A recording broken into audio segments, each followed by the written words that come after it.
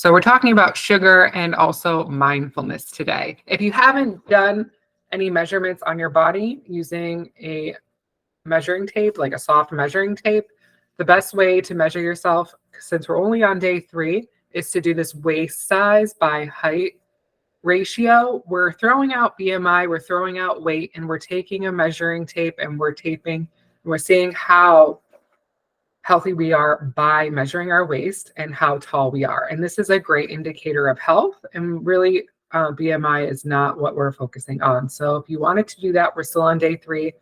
We still have the rest of the cleanse to go. You can go ahead and do that at home.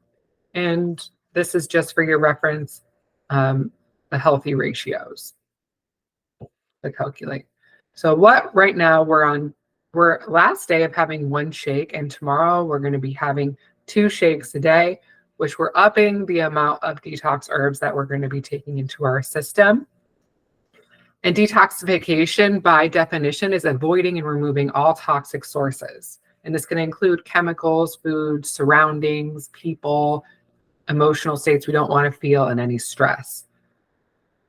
And all these things that we have ingested, all the toxins over the course of our lifetime, are holding onto our fat and living inside of our fat cells. It's just where it's stored. And this is a dramatic picture of belly fat. And you see how the organs are right behind it. They don't want to hold on to these toxins, so it's throwing it into the fat. And that's what's causing this excess weight around the waist. And that's why a good indicator of health is your waist to height ratio. And it really has nothing to do with weight, because weight is healthy muscle. Some people are just bigger bone too, right? Weight is not a good indicator of health. This waist to height ratio is. So I encourage you to do that so you can have a measurement of before and after, and it keeps your eyes on the target and helps you realize what we have been doing for these 28 days. So toxins live in fat. So in order to release the fat from our body and release the toxins from the fat in our body, we have to reduce sugar. And we're on day 3, and you could see that we have dramatically decreased sugar and basically eliminated. The only sugar that we're really having is in the fruit, which is just up to a cup a day, basically, depending on your weight. So detox equals weight loss. And that's what we're doing right now.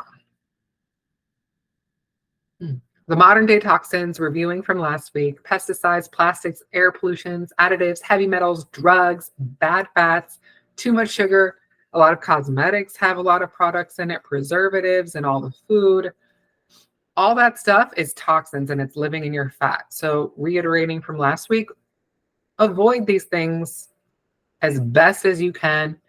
As you're going throughout this detox, become more mindful, even more mindful of what you're ingesting. And I know you already have started to do that, but just drilling the point home that we are bombarded with modern day toxins that we have to learn to avoid and move around. And this is a slide from last week. Sugar is causing the high cholesterol. It is not fat. Not fat. Eating fat will not make you fat. Eating sugar will make you fat. This sugar punches holes in the arteries. Sugar is spiky. It punches holes in the arteries, and the cholesterol comes and it patches it back up. And that's why we have high cholesterol. Nothing to do with fat. Fat is very important for the body. Fat is basically the little cars. It's basically a part of the highway system in your blood, little cars that drives hormones, happy hormones, good feelings, nutrition, gets magnesium to your nose, all these things. The fat is driving around nutrition and helping you feel good and having good movement in your body. So we're not avoiding fat, which is something that we're doing unconsciously, is we're avoiding fat, because there was a trend for the longest time that was we were told, avoid fat, avoid fat, avoid fat. Fat-free cheese, fat-free this. No, that's not what we're doing. We love fat. Good quality oils is what we need, and healthy fat. So this Unconsciously, you might stay away from fats, but make sure you're having that amount, about 4 servings a day, in order to really fuel the hormones from going off and feel good chemicals in your brain, and all the chemicals in your body are really going off when you're eating these healthy fats. So you might find yourself unconsciously, hey, I need to stay away from some fats. No, make sure you're having that 4 servings. Also, I noticed this week that it's very easy to go to iceberg lettuce, types of veggies that really don't hold nutritional impact. So let's steer into these bitters, these mustard greens, dandelion, these dark leafy greens like kale, the ones that really don't taste so great, but because they don't taste so great to us, it means we really need them because you've been avoiding them. It's like when you have coffee for the first time, you're like, ew, gross, or alcohol for the first time, you're like, ew, gross, but then you get used to it over time. Why don't we do that with bitters, with dark leafy vegetables? It won't taste great at first, but you need it and you need to get used to it. So start looking for the darker veggies at your grocery store versus the iceberg lettuce, or a lot of lettuce. Just some things don't really hold much nutritional value. These are just a list of foods that I would like for you to consume. Let's keep going. This is the sugar addiction. Our brain is fueled by 20% carbs. That means the rest is fat. 80% is fueled by fat. So we don't need that much carbs to survive. As you can tell, we've eliminated a lot. And right now we've eliminated a lot of carbs and grains. And it's a little bit lower than normal during the detox because we're trying to give a break on our liver so that it can regenerate and help get rid of these toxins that are stored in our fat.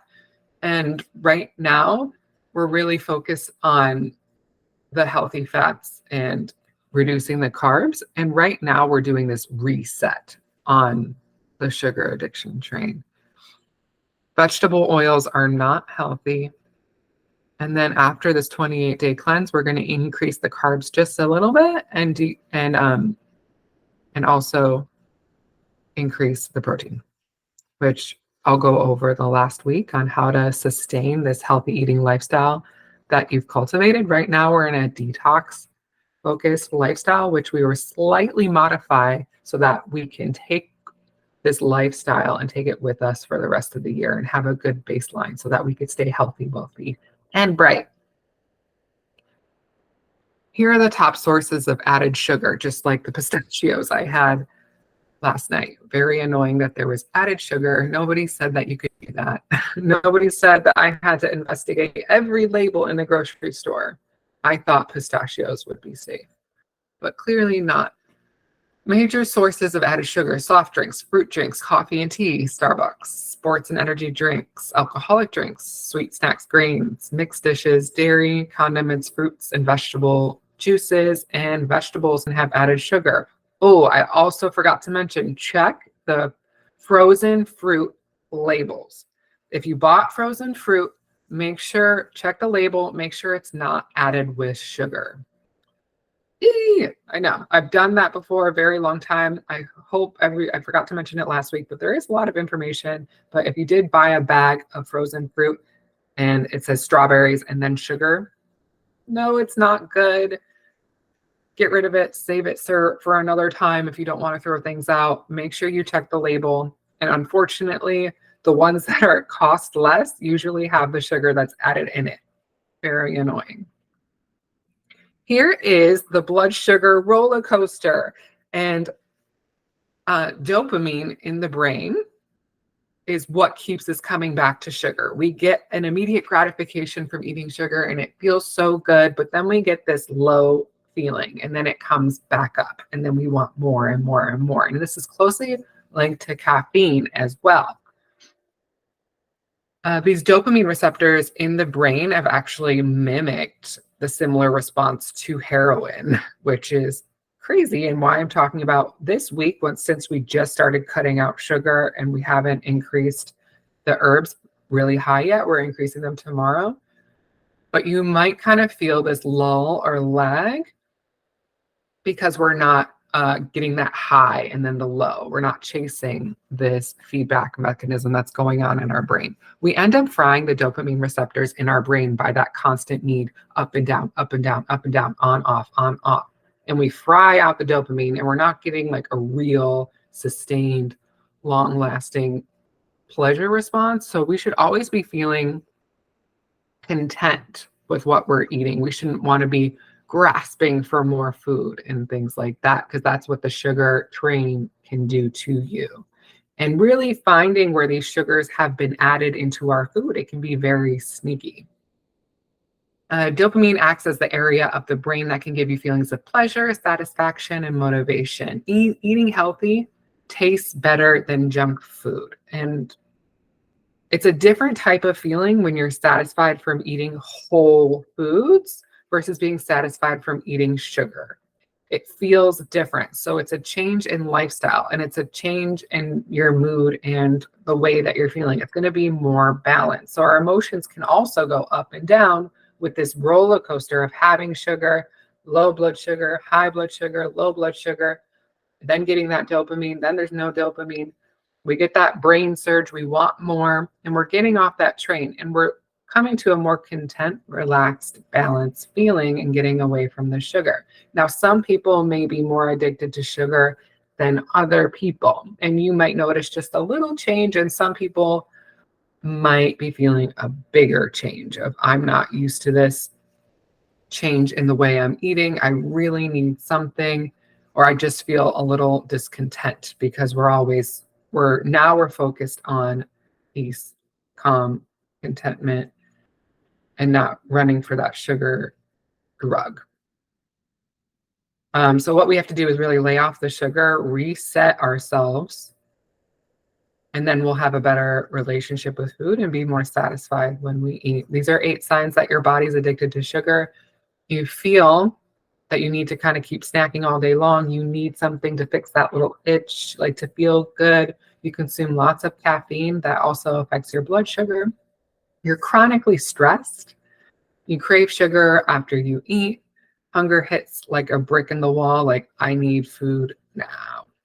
And that saying that can happen randomly, but if it happens more often than not, you crave carbs early in the morning or late at night, and you consume excess amount of fruit or fruit juices, and you can't go a day without eating sugar. Sugar addiction is real, and it can end up leading to aggravating, agitating withdrawal symptoms, like just kind of like an addict would, really, when they're agitated and on edge because they're not getting that fix. So we talked about dopamine, and now we're talking about serotonin. Dopamine is that instant gratification, feel good hormone, where serotonin is more of a long lasting hormone that makes us more content and controls our mood in general. So it's more of a sustained, long lasting feeling of happiness. 95% of our serotonin is made in the gut.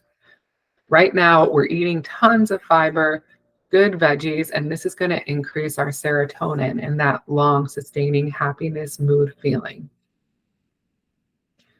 Here are some tips to boost your serotonin during this 28 detox.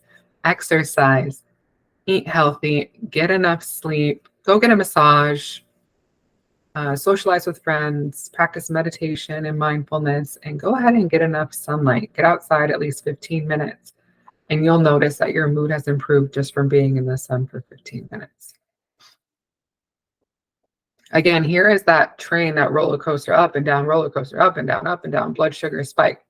And what we're doing is by adding all these fibers and veggies, vegetables, fruits, nuts, beans, these types of things, is that it's slowing down this spike curve. Right here is a study that people who added a salad before their pizza didn't get that spike in glucose in their blood. And with this spike in glucose, you get a whole emotional swing in this pattern of going up and down, which it doesn't feel great. We think it's normal, but it's really not, and it's not a sustainable way to live in our body. So here is how right now we're just really minimizing the amount of sugar, but after the 28 days, we are going to be introducing a little bit more carbs and how to eat carbs with the right ratio of fiber. And I am just simply introducing this. We're not applying this right now, but no, after the 28 days, you can have more carbs as long as you're having fiber with it. And this is called the 5-to-1 rule. And we're simply looking at the grams of carbohydrates divided by the grams of fiber. As you can see, this type of bread has 22 carbs in a serving. If you divide it by 3, you get 7.33. You want this number to be less than 5. And now look at Dave's bread. It's 22 divided by 5, which is 4.4. You want this ratio between carbs to fiber to be less than 5 so that you don't get this big blood sugar spike. And I am just introducing this so that when I bring it up on the last week's class, you're going to be a master at it. And we're going to be giving examples and make sure that you can take this home with you, and so that you could feel long-lasting health, happiness, peace, and naturally detoxify instead of keep going on the sugar train up and down. And my goal for you is also to identify where all these added sugars are in your lifestyle, because they're pretty sneaky. Talking about this sugar mental emotional connection with detox, here's an affirmation for you to take with you this week as we're going deeper into detoxification and releasing the fat that's stored in our body. I release all from my body that is no longer aligned with my journey. And if you're feeling any symptoms or want to improve your mood, because we are doing a reset, so it kind of can feel like you're in a lag, like we're pressing that button on the computer. I need a reset. We need a reboot. We need to take away all the sugar in order for us to just get off the train so that we can introduce it in a better way. In order to get that dopamine and serotonin, massages, yoga, breath work, meditation, salt bath, infrared sauna if you are clear to do so, extra sleep, especially it's winter, getting that extra rest you need. Music is a great way to boost your dopamine and to get that kind of instant fix that you might be craving, because you should be satisfied, but by eating, you should not be hungry at all with all the fiber and the fats and the proteins. You should not be hungry. But if you're still like, I need something and I don't know what it is, go ahead, put on some music, book a massage, do art, gratitude journal, gardening, and prayer will all help reset the body. You're not actually hungry. You just need more mindfulness. Just like last week, some mindful tips. Try to eat slower and enjoy your food, adding extra herbs and really having gratitude for the food that you cooked. Savoring flavors. Pay attention to your hunger cues. This is a chance for you to really bond with your food and to really get in touch with how much food you actually need to eat at a meal, and how much you're just eating out of boredom, stress, or other emotional triggers that are going on in your life. I encourage you to turn off distractions while you're eating. Try not to be watching TV and eating at the same time, because now every time you turn on the TV, you're going to have to eat, because we're creating that program. So really being mindful and focusing on one thing at a time. I know that we're in an era of distraction is at its highest level, and really becoming aware of what we're doing is key to having a good detox. Express gratitude, engage in your senses, maybe light a candle, take a bath, put an essential oil on, and be non-judgmental. And when we're non-judgmental to ourselves, it allows us to learn and to really grow with what we're doing and how we're eating. If we're too judgmental and too hard on ourselves, we end up quitting and not being where we want to be. So really taking the growing mental mindset and not being judgmental towards ourselves as we are learning this new lifestyle.